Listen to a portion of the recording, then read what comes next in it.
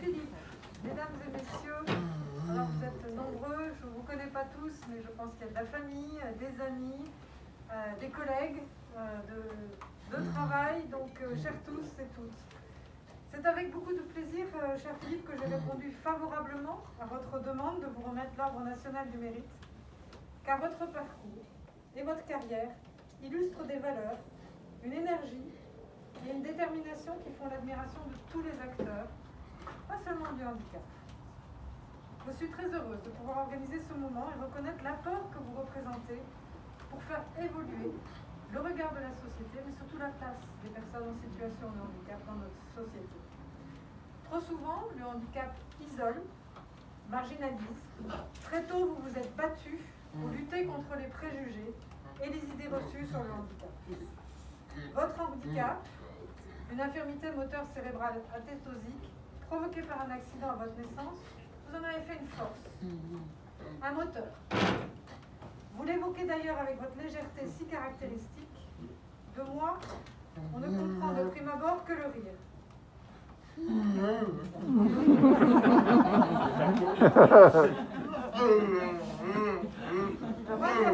Pour interagir avec les autres, vous avez développé un mode de communication fondé sur l'épellation qui vous permet d'exprimer toutes vos émotions et vos idées.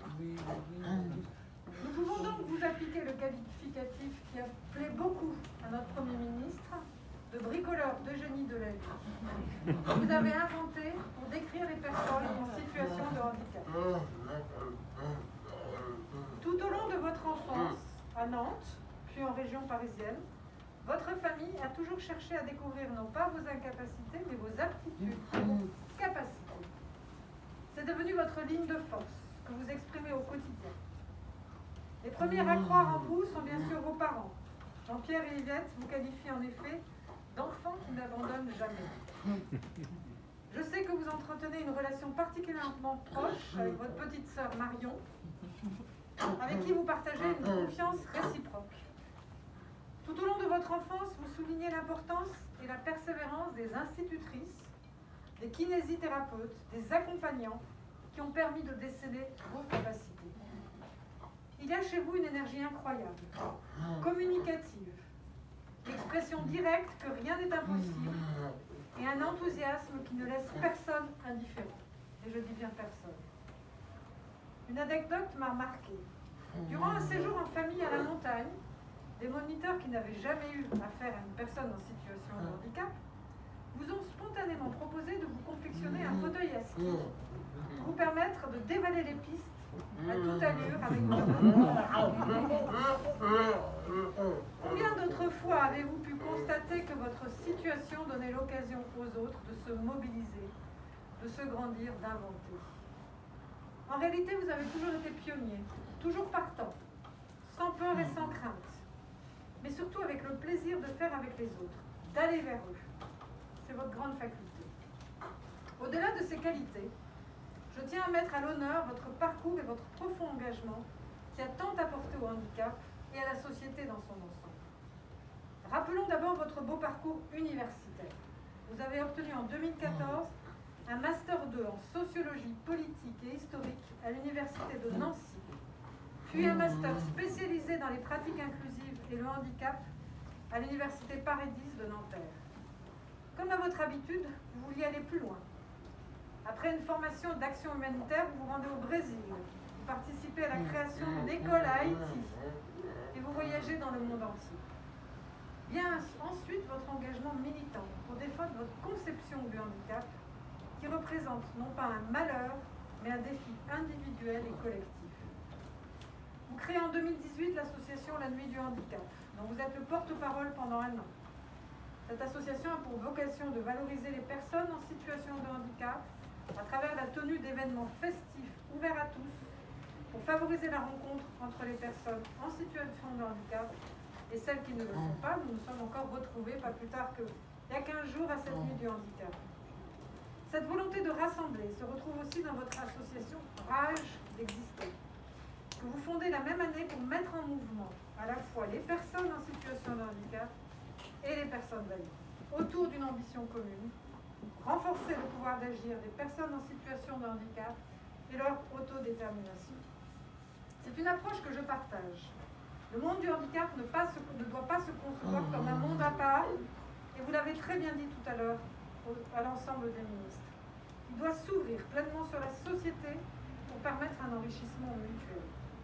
Vous poursuivez avec la publication de votre livre « Témoignage, rage d'exister » dans lequel vous racontez la vie en situation de handicap, mais surtout la vie tout court.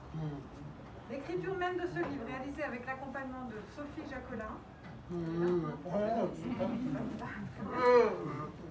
a représenté un événement personnel fondateur qui vous a profondément marqué. Vous avez pu raconter votre histoire à votre façon, avec vos mots, et partager la réalité de votre quotidien avec le plus grand nombre pour faire changer les mentalités. Toujours dans ce même objectif, d'encourager les personnes handicapées à exprimer leurs talents, vous êtes aujourd'hui consultant et formateur dans le domaine de l'inclusion sociale, de l'accueil et du management des personnes en situation de handicap. L'ensemble de ces actions et vos compétences vous valent d'être nommé membre du Conseil national consultatif des personnes handicapées en 2020. Vous vous y investissez pleinement en présidant le nouveau Conseil pour les questions sémantiques, sociologiques et éthiques que j'ai installé le 7 avril 2021. Je ne doute pas que sous votre conduite, cette instance mènera à bien sa mission. Mobiliser une diversité d'expertise pour apporter un éclairage pluridisciplinaire sur les sujets qui touchent à l'essence même de la situation de handicap pour une personne, notamment la notion d'autonomie. Et je pense que vous avez été fortement entendu tout à l'heure sur cette notion d'autonomie par l'ensemble des ministres. Vous nous avez rappelé, encore aujourd'hui, l'importance de cette question majeure lors de sa seconde participation au comité interministériel du handicap, en citant Paul Ricoeur. Être autonome, c'est être identifié par soi et par les autres comme un sujet décideur de ses propres actes. Quand on prend du recul sur votre parcours, on voit que cette autonomie n'est plus approuvée. Vous vivez chez vous, vous êtes entouré par vos amis, que vous appréciez réunir autour de vous, et donc vous connaissez par cœur toutes les dates d'anniversaire. Vous êtes présent pour votre neveu Alexandre, et je sais que ce rôle vous tient à cœur. Je tiens à saluer 3 personnes qui vous ont beaucoup apporté et qui vous accompagnent aujourd'hui au quotidien, dans vos différentes fonctions. Noël Kouassi, votre auxiliaire de vie principal, Sylvain Valois, voilà, je vais chercher, et Christophe Cadiou, vos 2 assistants. Je ne vous ai pas reconnu avec le C'est l'ensemble de vos travaux, Philippe, et cette vie d'engagement que nous souhaitons saluer car il nous éclaire et force le respect. Vous avez brisé tous les préjugés qu'on a cessé de vous assigner, et cette décoration en témoigne. Je sais que vous ne vous arrêterez pas là, car il reste des murs à déconstruire, des montagnes à franchir, des horizons à découvrir. Aujourd'hui, je fais mienne votre devise. Osons la fraternité heureuse, cher Philippe. J'ai besoin de toi.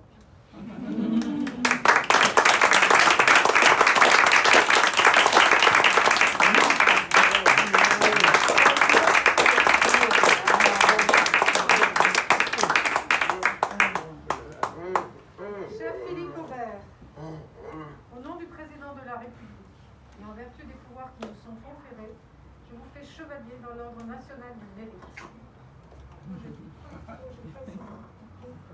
Voilà. Alors, je vais le mettre plus haut. Donc, il y aura des trous dans la chemise.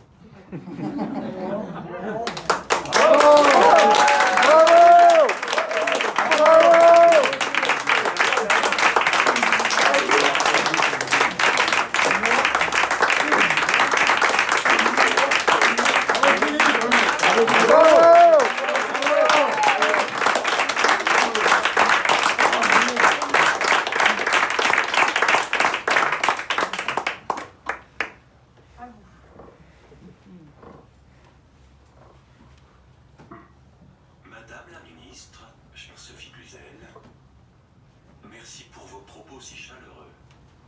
Pour vous répondre, je commencerai par vous avouer la conclusion à laquelle vous avez échappé tout à l'heure à la fin de mon propos sur l'autonomie et l'autodétermination aussi.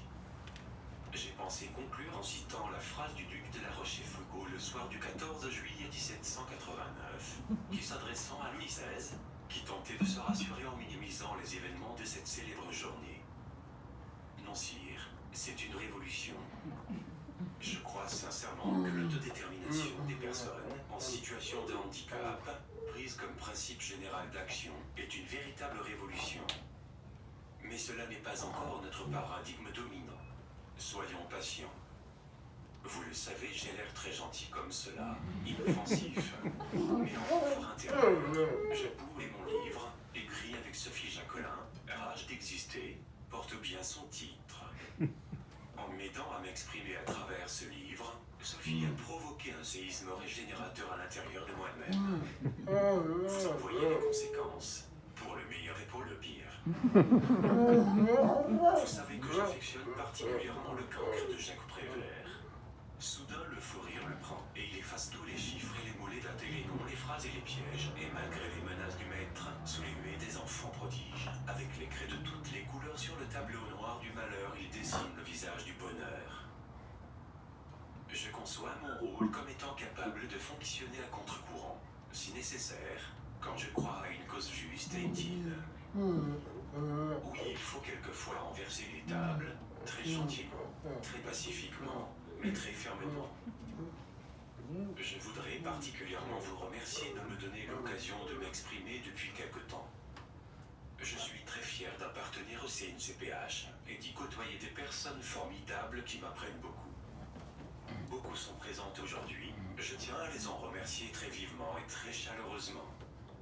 Ma nomination à la présidence du nouveau Conseil pour les questions sémantiques, sociologiques et d'éthique m'a surpris. C'est un honneur et un bonheur formidable de travailler avec une telle assemblée. Cela me donne des ailes. Attendez-vous au pire. Mes copains qui sont nombreux le savent, j'aime les idées, mais surtout les rencontres, quitte à aller au bout du monde pour mieux les vivre. Pour être avec les copines et les copains, je suis prêt à tout.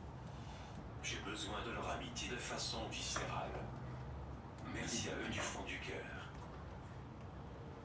Avant de conclure, je voudrais avoir une pensée très forte, très aimante pour mes parents et ma sœur Marion. Sans leur affection et leur soutien, je ne serais pas là.